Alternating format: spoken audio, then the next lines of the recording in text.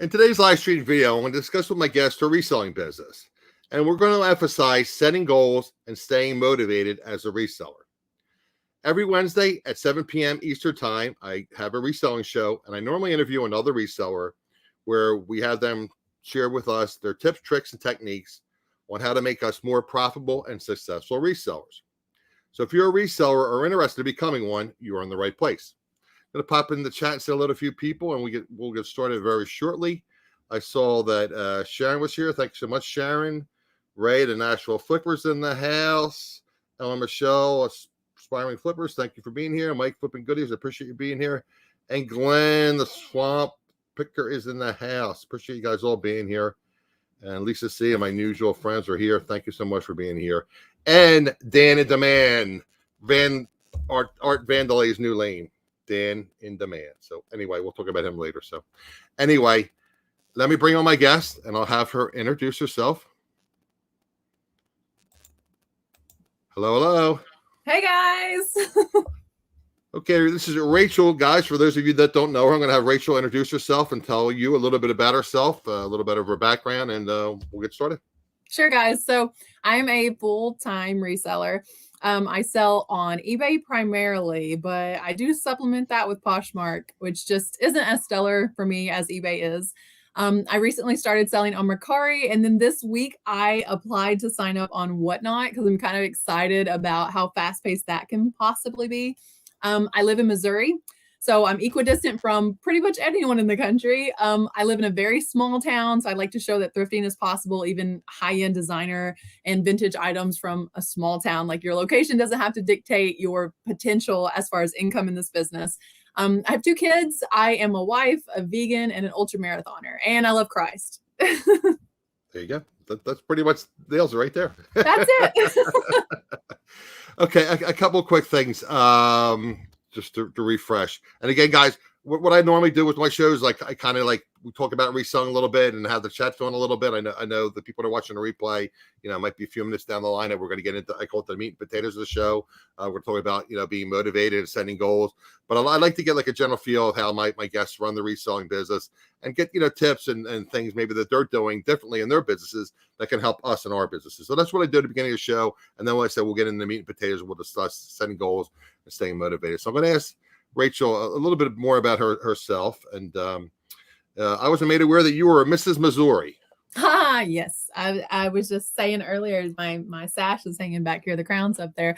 In 2011, which I guess it was the tail end of 2010, talk about setting goals. Okay. So one night I was like, oh, Mrs. Missouri is a thing. That's cool. And I got my laptop out and I sat on the couch. It was close to midnight and I filled out the application.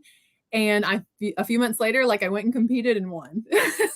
Wow. So it was just a few month period that you actually won. Yeah. No, did you win a regional contest or did you win the big contest? Yeah. What's that? Were there regional contests to get to the finals, or did you actually just enter once and won? They gave us delegate titles for our different areas, and then we all went and competed actually in Branson on a big stage there. It was really cool. We got to go to Mrs. America. So I went to Mrs. America for 2 weeks. And so that was kind of hard being away from the family, but it was just an experience in my life I would never trade. I learned so much about that. And it's just another example of if you want to do something, there's no time like the present, get it done. The worst that can happen is failure or someone says no. The experience is going to be worth it. Trust me. Right.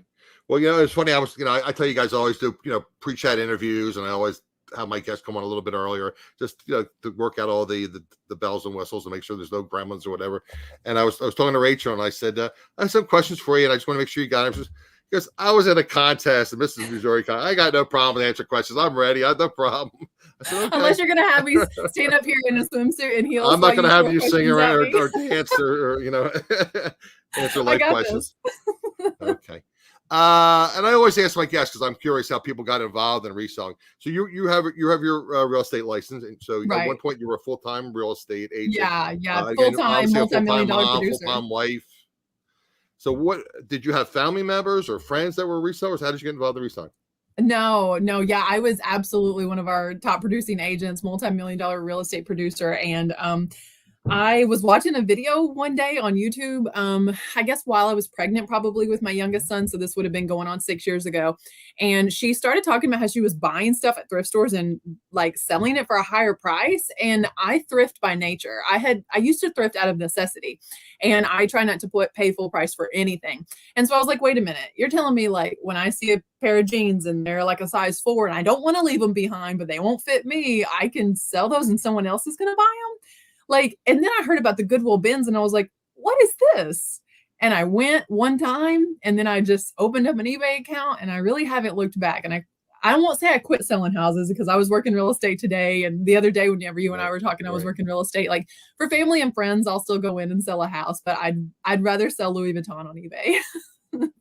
And you say like you're in the middle of like the country, right? In Missouri, you're like in the middle of, it's not like you're near the city, and you find like high-end designer things. I mean, you told me, all kinds of we'll stuff. we'll get into that a little bit further along, but you said that's one of your niches is high-end designer things. Yeah, 100%. In our town, we have 3 stoplights. Our Stoplights, entire town okay. yeah, we're 6 square miles. We're 3 miles wide and 2 miles deep, and that's our entire town.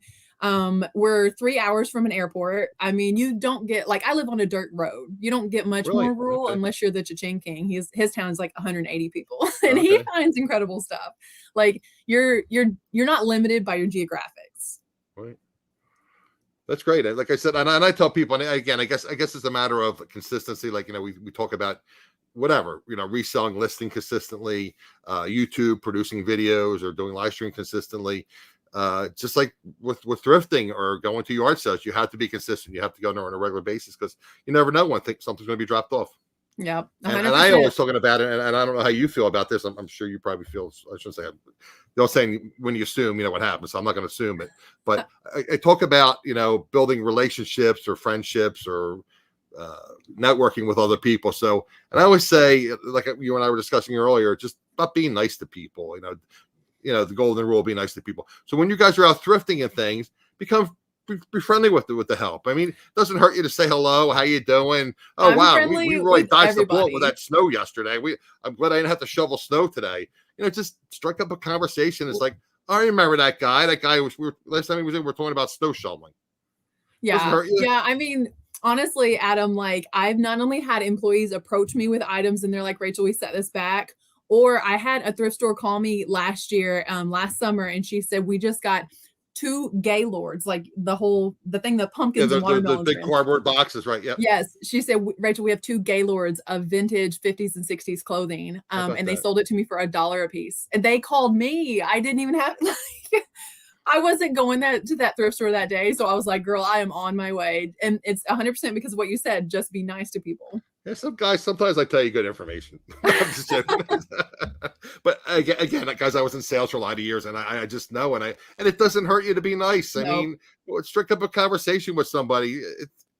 Believe me, I've worked retail a lot of years. I worked, full-time jobs, and I worked retail part-time to supplement my income. When I was going to college, I worked retail. It's a tough job, and it's not a very thankful job. I mean, and back in the day, it didn't really pay very well either. So for you to be nice to somebody, and maybe you find out that they like donuts, or maybe they're a coffee drinker or something, bring them in a cup of coffee. I mean, look what that happened with Rachel. I mean, who would have thought she would have gotten a Gaylord, $1 items? I mean, just because she's nice and friendly to people, and it's like, you know what?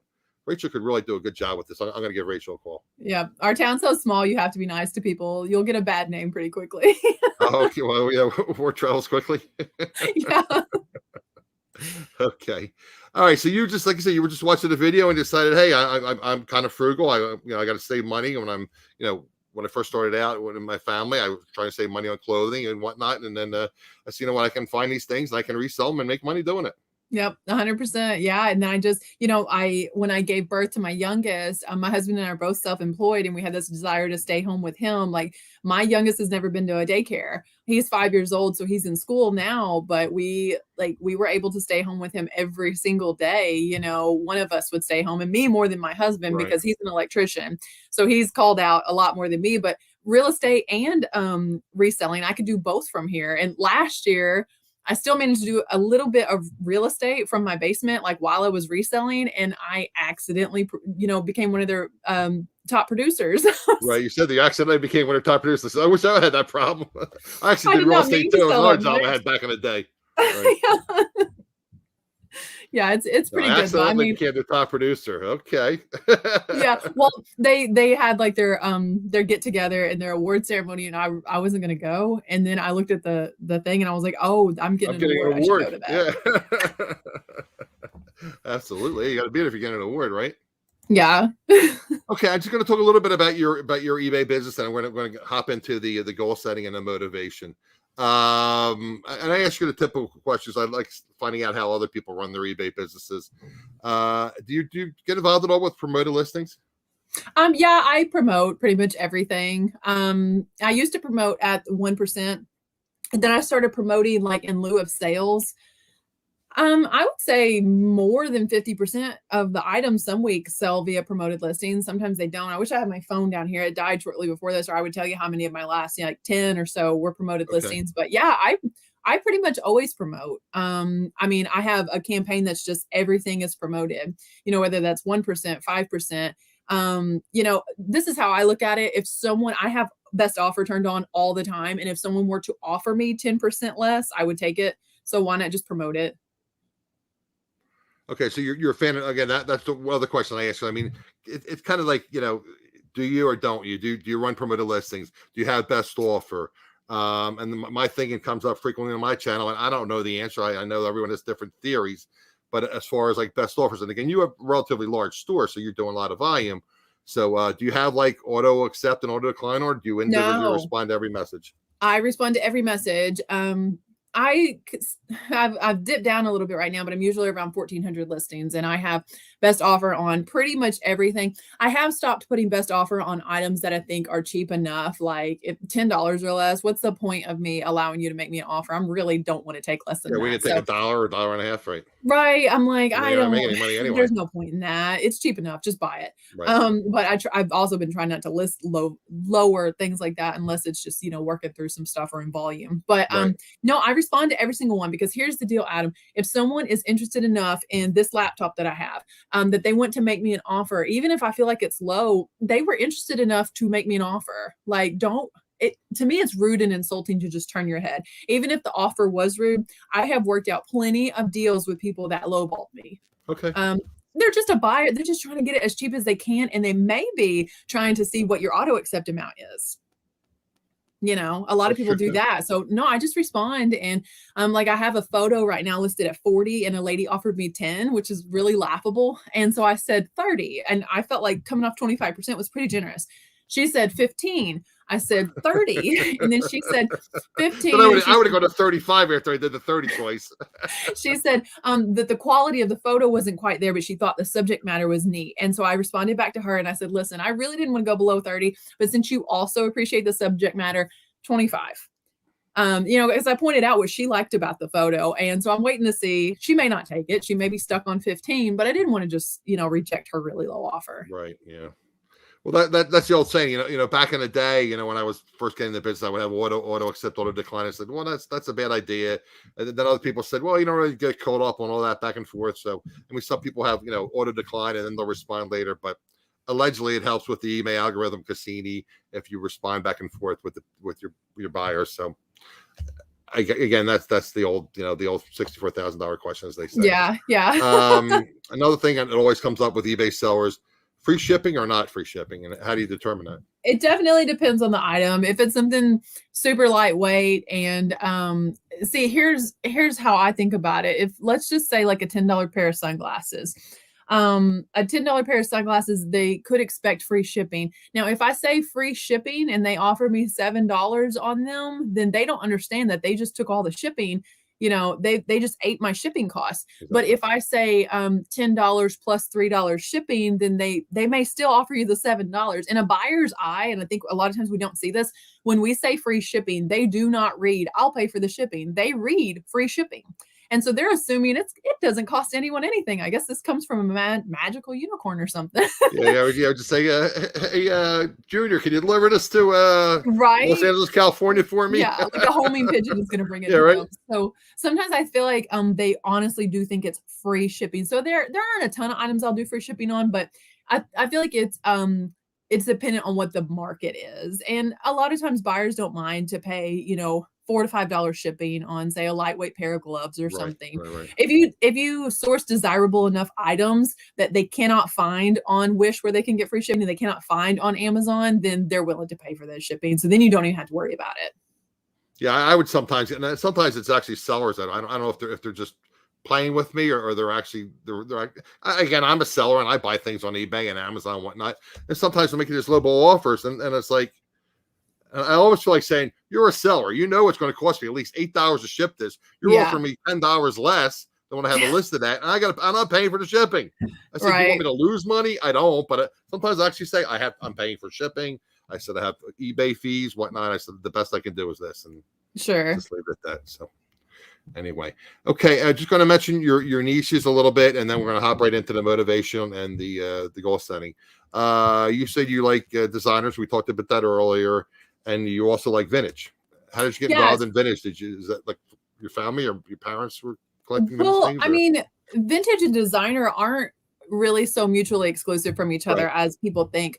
If you look at a lot of the qualities that draw vintage sellers to vintage or vintage buyers to vintage, it's the same qualities of an item that draws designer and luxury buyers to those products. And it's all about quality. Like, a beautiful unlined leather or a quilted leather or metal, glass, all of these components that we see in luxury items they're the materials that we used to have in the products when products were made in America, and they were made of high quality. The fact that I can buy like a made in America leather bag from the 50s and I could still pass that on to my great granddaughter one day. Well, it's the same as if I bought a new Gucci bag today.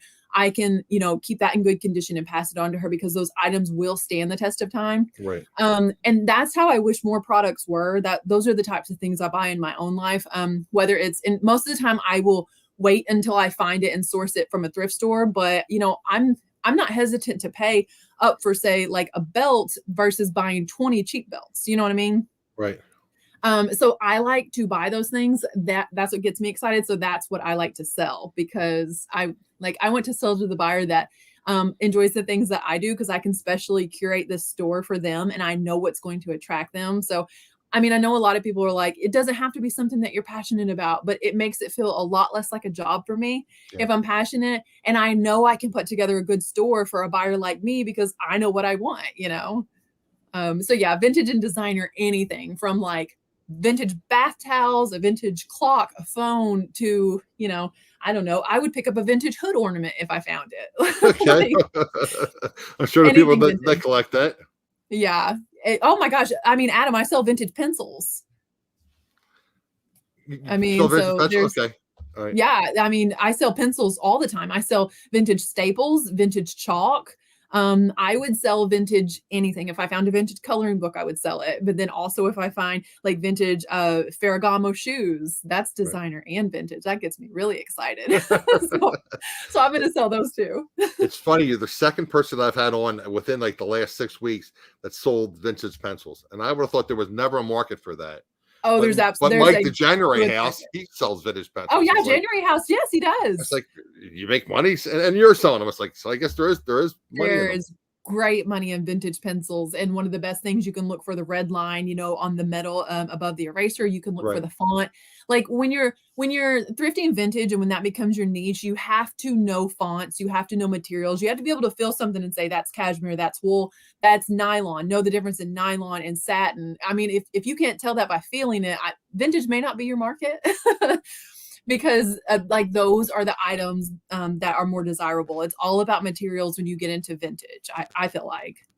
So when you go like in a thrift store, you're one of those people, I guess, that goes through the rack and you're just feeling things and flip. Oh, this, you can feel it's vintage. Yep. Yeah, I can look at an item from across the store and I'm like, oh, that's wool. And then I'll go over there and I can't leave wool behind. I'm a sucker for vintage wool. Speaking about January House, he's in the house. There he is. I mentioned his name and Mike shows up. It's like magic.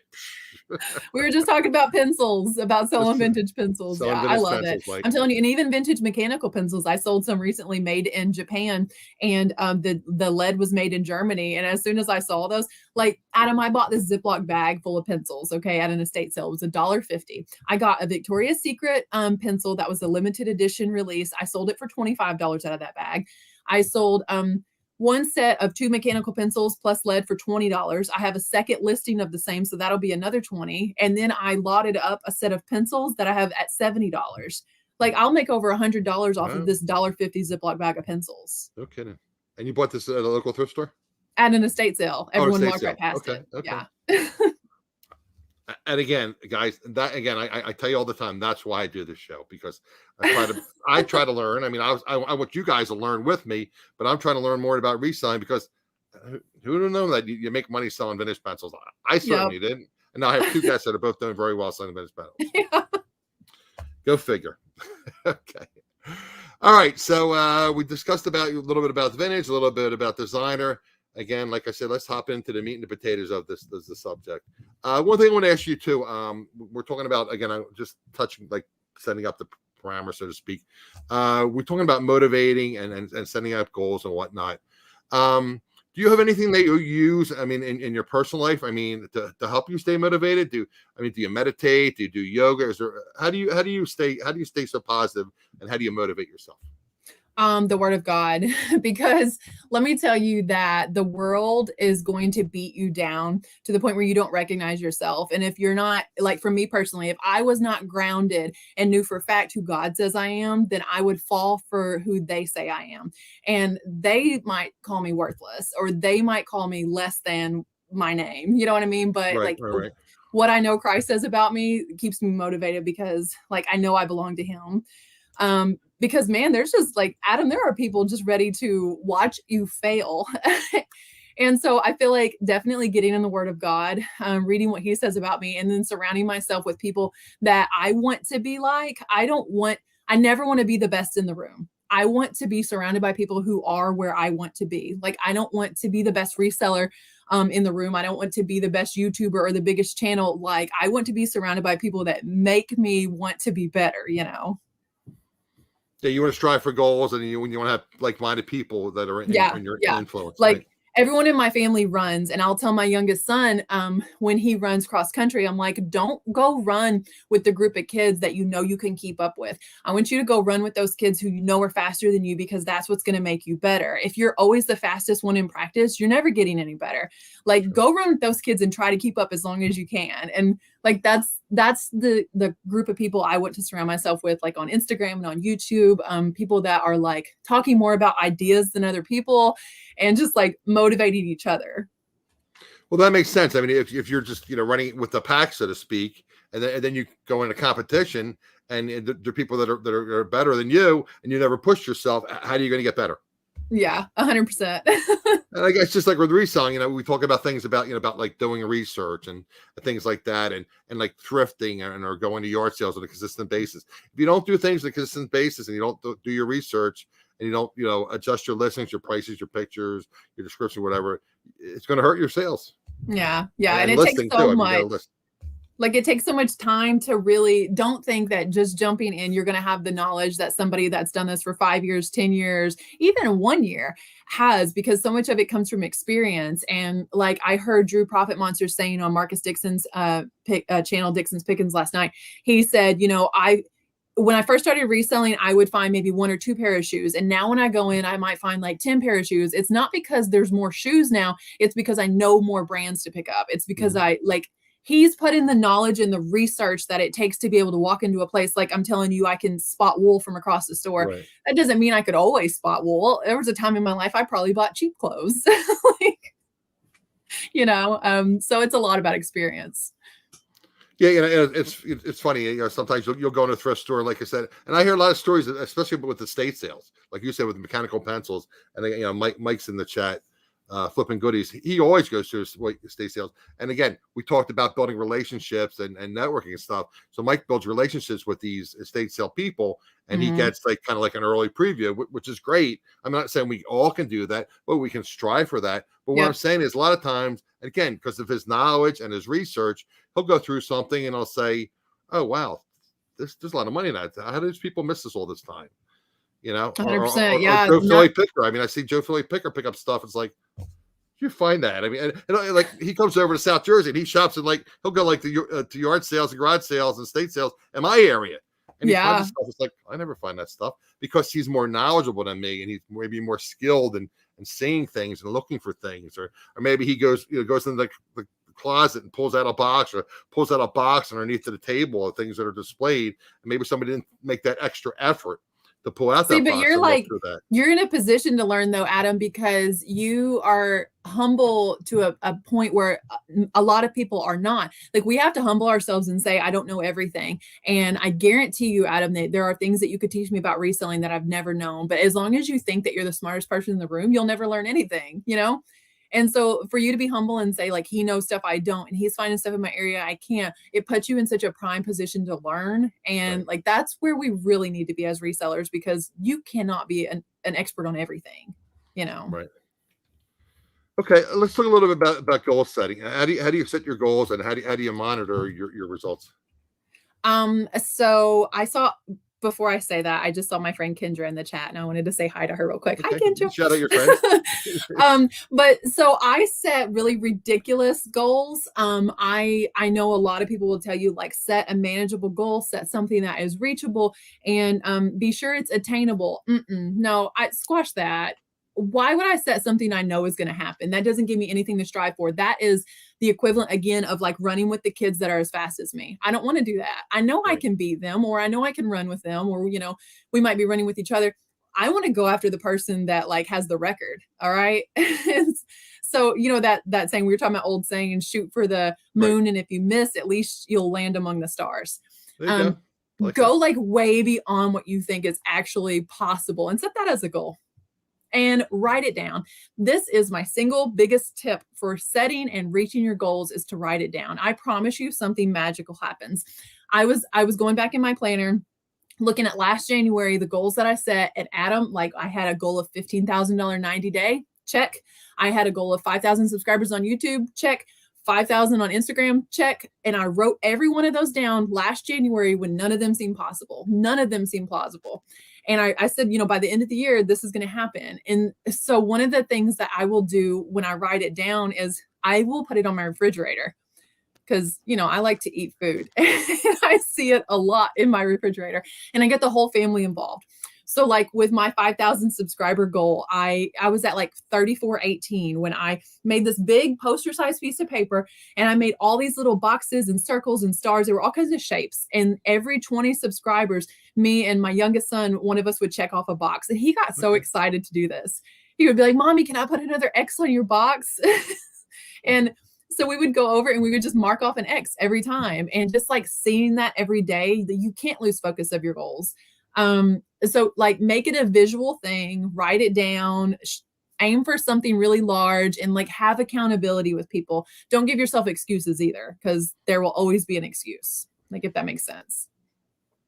Yeah, it's funny, and again, that seems to be a theme. Like, you know, you watch these motivational, you know, YouTube videos or whatnot, or you read books about that, and it's always about goal setting. It's always about like striving to exceed your normal goals. You know, don't set easily obtainable goals. Set them high. Something as simple as I have the StreamYard duck behind me. So that's, again, that people bring that up on YouTube creator shows. Is like, that reminds you got to work at YouTube. Yeah. And then you have like maybe a dry eraser board, or like you said, put something, something magnet or something on where you pass it in your office. I mean, you know, I've had guests on where they have, big charts where they monitor the progress. They have listing goals, number of listings, dollar amount, sales goals, etc. And they write it down. And then if they don't achieve it, they write the results down. Maybe something simple as 10 listings a day. Well, you write down how many listings you did that day. If you didn't make it, maybe you had 10, you did 8. Well, then, shoot for 12 the next day, but keep yourself accountable, hold yourself accountable, because if you don't hold yourself accountable, no one else is going to hold yourself accountable. Like the deadline for your goals is going to come. I know I keep making like running analogies, but running is just so important in our house. That's how you relate it. Yep. Yeah. So if I sign up for a marathon and I don't train, the marathon is going to come anyway. It will come, and I will suffer through it, or quit, because I didn't put in the work. So whatever goal that you have, set a deadline, and that deadline is going to come anyway. And you're either going to have to look that deadline in the face and say, I ran as hard as I could, or, you're going to have to say, I gave up, I didn't try. And like, that's not even an option. Those words should be hard to swallow. And I don't know why we give ourselves so many excuses, because you are so capable that you can do so much monumentally more than what you give yourself credit for. Here's the deal. There are other people doing what you want to do with less than what you have today. They don't have the same opportunities that you do. They do not have the same, maybe they have the same potential. We all are born with the same potential, but we're not born with the same opportunities. So let me tell you, if you don't have a seat at the table, make one. Like, go cut down a tree. If it's that much harder for you, go get the lumber and build a chair, and like pull your own chair up to the table, because you can be there. Like, you have a responsibility yourself to be there, and you deserve that. You know what I mean? There's going to be people telling you that your opinion doesn't matter and you don't deserve a seat there, but you do. I want to hear what you have to say. Right. Well, like you said, I mean, set those goals and don't make them easily attainable, because if you don't, like you were using an analogy about your son, training for long distance running or cross country or whatever. If you just run in the pack, you're never going to pass that pack. You're never going to exceed. Yeah. Succeed or exceed, that pace or whatever. So again, set high goals and reach for those goals. And even if you fall a little bit short, you probably far exceed your moderate goal that you were going to set. Yeah. So even though you'll lose, you're winning because you're exceeding what you were going to set. So you want to set those high standards. Absolutely. What else do you, like I said, you put this on your refrigerator? I guess, do you have things in your office that you see on a regular basis to motivate you?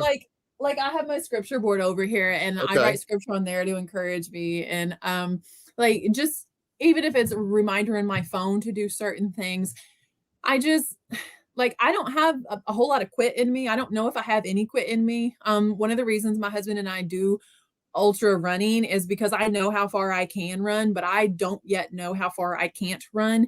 I haven't seen failure in running yet, as far as I can't run that far. And so like, if we would focus our lives in any of our goals like that, like, I want to see how much I can't do. I know, Adam, that I can list 50 items a day for 3 weeks.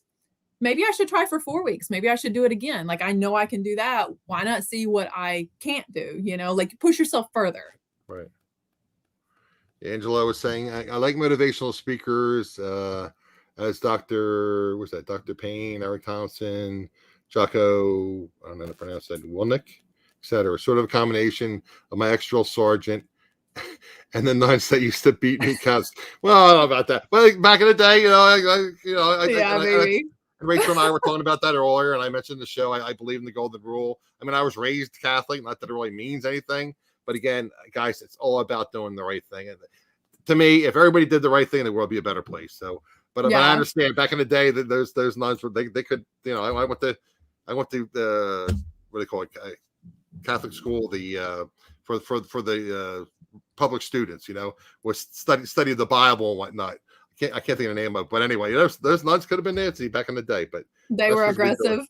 They were aggressive. They don't do that these days anymore anyway. But anyway, so yeah, absolutely. So catechism, I think, is what they call it. It was a weird name, but anyway, you have to study, learn about, you're talking about God and Christianity, and how to learn about, because you went to public school, God forbid you get the religious, training. So you had to go after school to that. But anyway, we'll move on from there.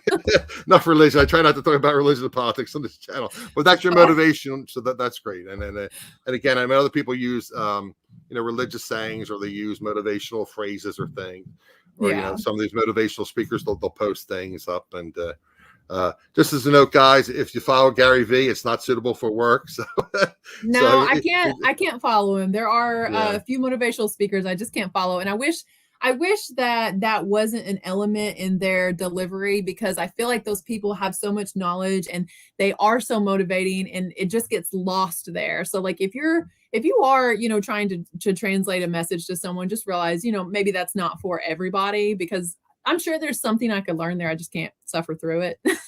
Yeah. And again, he has so much to offer. And sometimes it was just like, I can't listen to this. It's not for me. Extremely knowledgeable, and he's and he does things. He'll go out to yard sales and garage sales, and then he'll make videos about it. But it's like, you just drop a few of the words you're using. Yeah. Anyway, we'll move on from that too. I told you, get sidetracked all the time, Rachel, but that's my ADD. Okay. Anything else about motivation and setting goals? And then we have a couple of tips and tricks we want to share with the people that are Yeah, I would watching the just video. encourage people, since we're, January 5 today, set what you want your yearly goal to look like, and then look at like what you want your quarter goal to look like. Maybe definitely consider better bookkeeping this year with all of the tax changes. That should Yeah. be a part of your goal.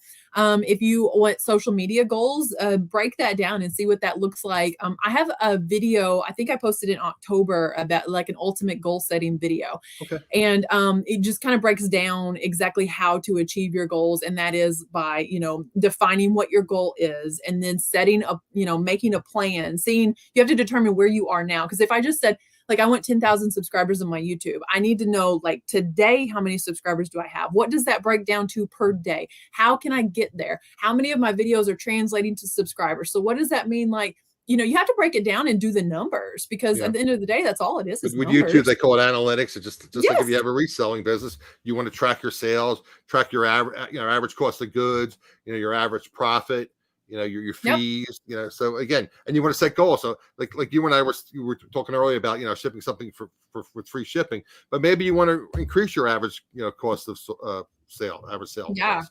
Now maybe you may want to go from $12 to $15, or from $15 to $25. And again, that way you have more quality items, and they're more profitable items. So again, guys, it's about setting goals and holding yourself accountable. And I mean, something as simple as you buy a little chalkboard or something at a Dollar Tree or something, buy a little Yep. eraser board, and just keep yourself accountable. I mean, I know I have one here that I kind of half didn't do it very well, but I mean, this is kind of where I'm at, because I'm a thrifter and I do things cheaply. But I mean, and write it down. I have my with the day, the goal, finished, and the dollar amount. So it could be something simple as that. And like you said, maybe put it on your refrigerator, put it in your office where you work, so you see it on a regular basis. Like, Adam, you were supposed to list 5 things today, you only listed 3, or Adam, you're supposed to list 10, you only listed 4. Hold yourself accountable, like you said, and set high goals. You're worth it. You're worth the half hour a day that it takes to do whatever it is that you want to do. Like, don't sell yourself short. We spend more time on social media and our phones than anything else. So the old excuse that I don't have time, it shouldn't really be an excuse anymore. I heard someone say that when you say something that you don't have time for something, what you're really saying is that it's not a priority most of the time. So if you can replace I don't have time with it's not a priority, and you're still fine with it, then you're good. Like, for instance, if I said, I don't have time to iron my curtains. Let's replace that. I don't have time to iron my curtains. It's not a priority to iron my curtains. Okay, I'm good with that. It's still not a priority. But I don't have time to play catch with my son. It's not a priority to play catch with my son. You see, suddenly that stings. Yeah. It's not a priority for me to grow my business. That's not okay. Like, you're self-employed. Don't forget the employed part. That's why I always say treat your business like your business. Is this a hobby? I was going to say, you have to treat it as a business. Yeah, this is, the other thing I say all the time on my channel is under promise and over deliver. Yeah. Yeah. Like Southwest Airlines, right? Yeah. Well, it's funny. You're bringing up all these topics, and I tell you, I get ADD, I got sidetracked, but I'm just going to spend 2 seconds on this.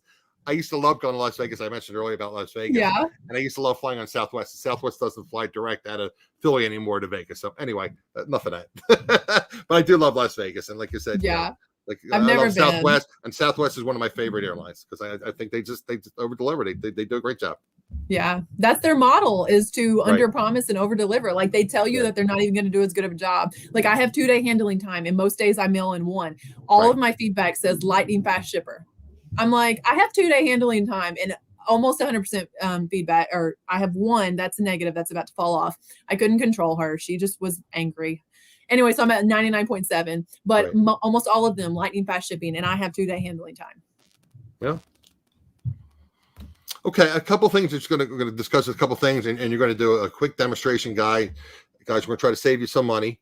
I want to ask you about your business also. We were talking also about shipping earlier, and you were talking about how you can save some money, even using something as USPS, if you use like a regional rate A box for short distances, 1 to 2 pounds.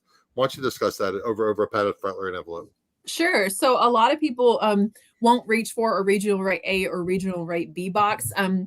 Mainly because they don't understand them.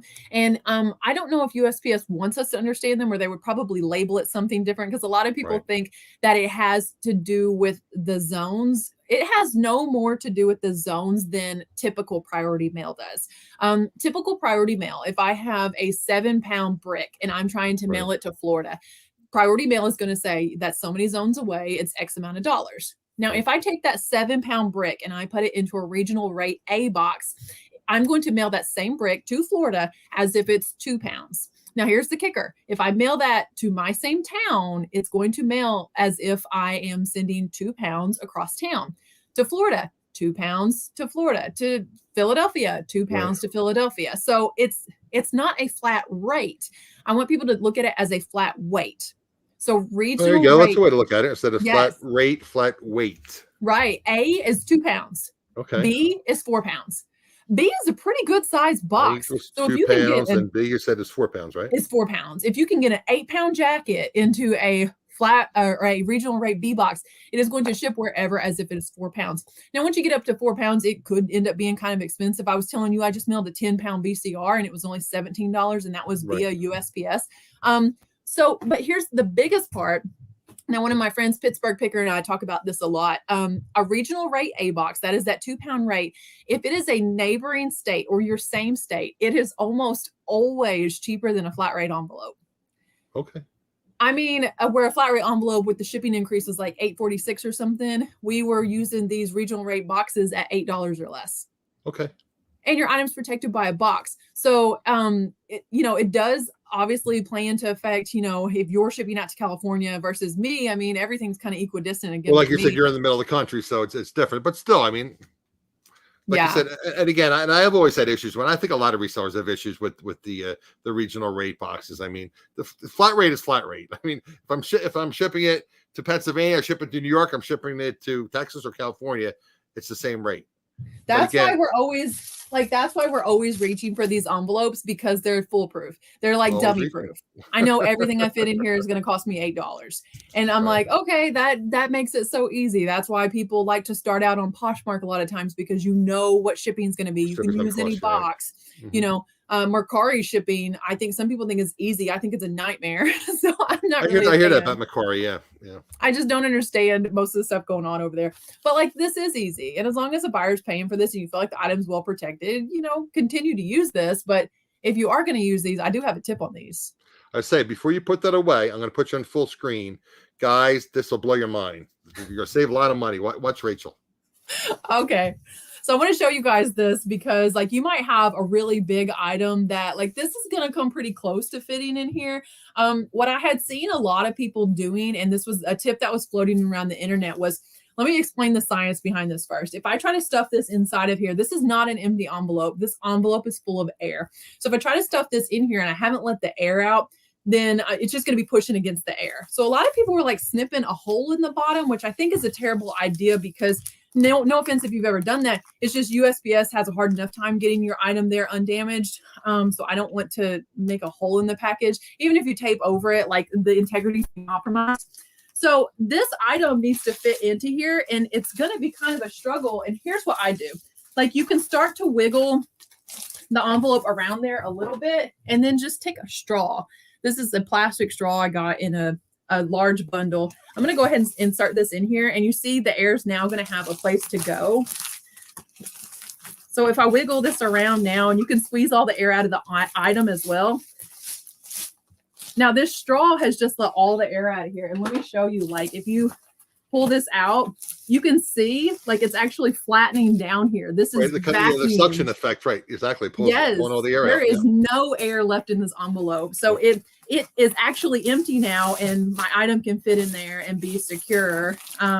It's just, if you get very close to the edge, you might include either a sticker or with Sharpie on the envelope to say something like, caution with sharp tools. But I'm telling you, add a plastic stainless steel straw to your shipping station, and like, this is going to save you some money, and it won't compromise the envelope. Right. Now, if you were to ship that, what would a comfortable flat rate box cost you to ship that? If you were going to put it in a box, I don't know, how much does something like this weigh? This is probably a 2-pound item, I'd say, and it won't fit in a regional rate box. Right. It's too big, right? Yeah. So I don't know. I mean, you're not going to ship it for, these are under $8 right now. Right. And I wouldn't say you're going to ship it for that. But I mean, that is a full, like, let me show you guys how big this this item actually is. This is a very large, like it's a large women's puffer vest. Yeah, it's big. It's a coat without arms. It's quite large. You call a puffer vest coat without arms? Okay. It is. It's big. So I mean, once this thing fully inflates, it's kind of like those mattresses they mail you that like it's in a tube, like it's all rolled up. Oh yeah, absolutely. Yeah. And that's probably whenever I mail this to someone, they're gonna have to let it inflate. You open up and it first. just explodes, right? But yeah, I mean, I'm telling you, it's a good tip. Like you just get creative with your shipping. If you're trying to solve a problem, think about it, scientifically or whatever. My kid's always like, when am I going to use XYZ in real life? I'm like, I use a lot of algebra every day. I use math every day. There's some science for you. Like, pay attention, kids. There's definitely science. Well, Thrift and Flip says Rachel is like MacGyver of shipping. Haha. Yeah, I love that, guys. And there's other things that we do and other resellers do. If you just want to show real quickly, we don't have to get into details. I want to talk about the fragile goods too. So why don't you just mention real quickly the flat rate envelope, how you can kind of maneuver it a little bit. Yeah. And show that, and then I want to talk about shipping fragile goods. Sure. So like this flat rate paper envelope, I actually, this one's pre-folded here, but if you fold the bottom of this envelope up somewhere near the barcode, it can be like halfway on the barcode, whatever half the thickness of the box or item that you're trying to fit in there, and then fold it back the other way. So all I've done is fold it one way, fold it the other way. Here's where the magic happens, okay? Stick your hand inside here, and while you're sticking it in there, just flatten it. You see how I just flattened the bottom? That's going to happen easier than you think. And now look, this flat envelope that I couldn't fit anything in, here's 3 VHS tapes. This is the first thing I grabbed off my desk. How about that? I can close this up. Did you think that I could get 3 VHS tapes in I didn't. A paper envelope? Like, here's one of them that's not folded. I mean, it's not something that you would typically try to get in here. I don't know. I mean, maybe you could, but you can get all kinds of stuff in here. I have mailed shoes in here. And here's the thing. You might be like, well, paper is not going to protect the item. Here's what I would do. Protect the item as you typically would with your poly mailer, however it would be ready to go to the mail, then put it inside here. Like this is just the outer, consider this the envelope that gets you a cheaper rate. That's all it is. So if you're shipping, we'll make it easy, 10 packages, and maybe you can save on 3. So even if you save $2-3 a day and you're shipping, let's say, 300 days out of the year. So, it's almost $1,000. Yep. Absolutely. Yeah. I mean, my 90-day was, I think at the high point, like around 500 items. So if we're talking about 2,000 items a year, $1 an item that I'm saving, I would love to spend $2,000 on something other than eBay. Rather spend on your family or your home or whatever, yep. the vacation or whatever, instead of giving it to the USPS. Yeah, Swamp Picker, it's legal. There are some post offices that are going to kind of give you a hard time. And I'll tell you one thing I would not do. So once you fold this, a lot of people will try to take these dog-eared corners and fold them up and tape them here. And nope.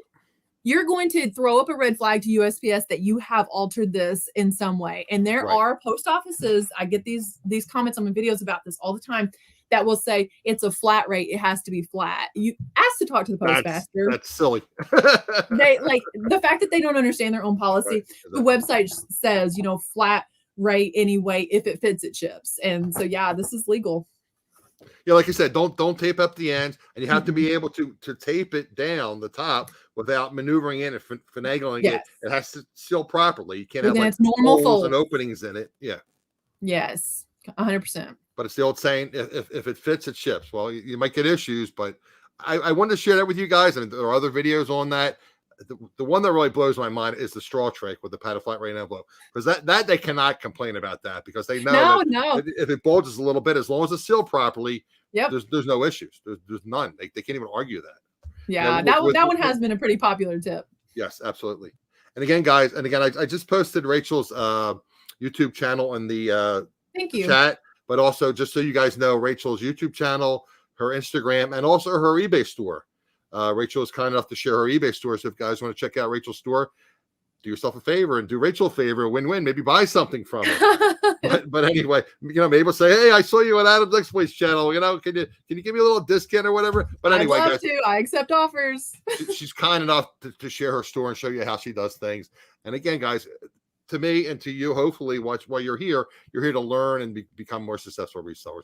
So that's why I enjoy having people like Rachel on, and I love her positivity and her motivation and her knowledge. I mean, it's a win-win-win. Thanks.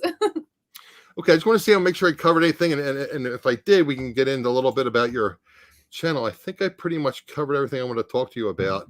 Yeah, why don't you get into your channel and talk about your channel and some of the videos that you do. And Rachel has some excellent videos and tips and tricks. And why don't you talk about your channel and share with the people that don't know you a little bit about your YouTube channel? Yeah, I love YouTube. I found myself making a video today when I had no plans on it. I just like when I told you guys I started reselling because someone was talking about it on their YouTube channel, and I learned how to resell 100% for free on YouTube. So I guess that's my goal now. Is I know that there is a young mom that wants to stay at home with her kids the same way that I wanted to. And when I get messages from women that tell me exactly that, I can stay home with my kids now because of the knowledge that you're giving. That is my goal. So I want to educate you, but I want to do it in an entertaining way. So I involve the family. My husband, Drew, is always involved in what we're doing. And so are my kids. They're 5 and 15, and everyone's on board with the YouTube channel, but it's mainly me talking. But so I do at least 2 videos a week plus a live show. My live show is on Friday nights, and at 8 o'clock Central Time, I have a guest every week, and we talk about the good, the bad, and the ugly on eBay, because it's not all sunshine and rainbows. But the goal is not to discuss the bad in a way that we're just going to, I guess, all kind of wallow in pity, but to say, this happened to me this week, it was bad, and here's what I learned from it. Because if I learn from my mistakes, that's awesome. But if Adam also learns, and, Ray is learning something, and Jimmy is learning something, all of you guys in the chat are learning something too, then like that it wasn't in vain. Like we all learned from the mistake. So the Friday Night Live is kind of, that's what it's about, is all of us just kind of learning from each other's mistakes. It's a lot of fun. Yeah, you don't want to dwell on the negativity, but I mean, if you can learn from, again, everyone makes mistakes. No one's perfect. So if you make a mistake, or you're, maybe you're in a hurry I think it was you that might have said that we're trying to ship something out. I get people confused sometimes. You didn't put the measurements. Was it you that said that? Oh, I don't know. I don't. It must have been somebody else. Okay. Yeah, it was somebody else that they did a listing. Maybe it was Stephanie. I think it was Stephanie that's in the chat. And she said that she listed something, clothing, and she put like a large, whatever it was, whatever the vest it was. And she put like large unisex or whatever. And then the person wanted to return it because they said, oh, this doesn't fit like a large. Well, she didn't have the measurements. She forgot to include the measurements. It happens. We all learn from each other's mistakes. Yep. Yeah. As long as we can all learn from it, like it's great. Absolutely. Okay. The other one quick thing, guys, if you have any questions for Rachel, why don't you put them in the chat, and I'll be monitoring the chat, and we can ask the questions about Rachel, what she's here, and kind enough to share her time. And then I'll do a little bit of housekeeping. But again, guys, if you have any questions, it makes it easier if you put like a Q before the question and a couple question marks afterwards. Makes it easier for us to track the questions in the chat. So I'm just going to do a little bit of housekeeping, guys, and I tell you guys all the time that I'm not monetized. So if you are getting some value from this, I have different things that you can help me, defray some of my costs. Again, we have I have PayPal, I have Buy Me a Cup of Coffee, and I had told you guys before that Randy Basic, who's in my chat and my moderator, has his very successful business, reselling business, and a website where he sells delicious coffees, teas, spices, and old-fashioned candies. So if you guys are interested in maybe picking up some old-fashioned candies, and they're quite a bit cheaper typically than you go at your local supermarket. If you just put AE when you register for Randy's site after your name, Randy is kind enough to pay me commission. The other thing was, too, guys, if you don't have a thermal printer, please consider doing so. It's a game changer.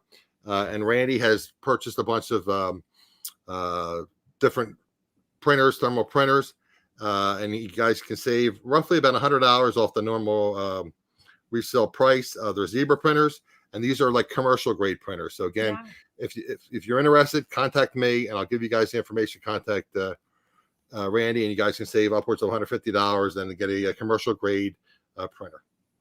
So let me just check the chat to see if we missed any questions in the chat. Well, Ray said you like pro wrestling. I don't know if we want to talk about pro wrestling on this channel, but Ray likes pro wrestling, and he knows Ray how much likes I pro don't. wrestling, so he constantly brings it up. Okay. He knows I don't like it. Thank you, Stephanie, for the thumbs up. Oh, I want to remind you guys too. I think I mentioned it earlier in case you guys are in the chat. Remember, USPS rates are going up again January 9th. So if you guys haven't adjusted your pricing, just remember to price things accordingly. I don't think there are any other questions. Ray has an ugly story to share. Okay, well, we're going to be positive because we have Rachel here today. We're going to be very positive. Come share it on Friday, Ray. There you go. Come share it on Friday.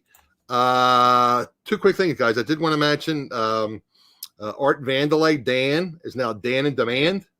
So for any of you guys that were watching, unfortunately, it was the last show for the three amigos, Joe, Mike, and Dan. But Dan is gracious enough that she's coming on my channel next Wednesday. So we're going to have Dan/Art Vandelay / Dan in Demand. So we'll figure it out. He's going to be on my channel next Wednesday at 7 p.m. Eastern. So again, guys, there he is. They just went back down. Okay. Want to remind you guys that, again, I have a show every Wednesday at 7 p.m. about reselling. Typically, I have another reseller on. And I always say that time is your most valuable asset. So I want to thank Rachel for giving up her time and trying to educate us and make us more successful and profitable resellers. And I also want to thank those of you that are watching the live and watching the replay for your time. So hopefully you'll join me next Wednesday at 7 p.m. Eastern. Thanks for having me on today. I so enjoyed it. Appreciate it very much. Thanks, Rachel. Take care, everyone.